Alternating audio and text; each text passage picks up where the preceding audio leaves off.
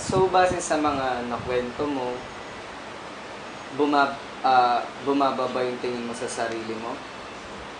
So, pero aware ka na iba yung kuya mo sa'yo.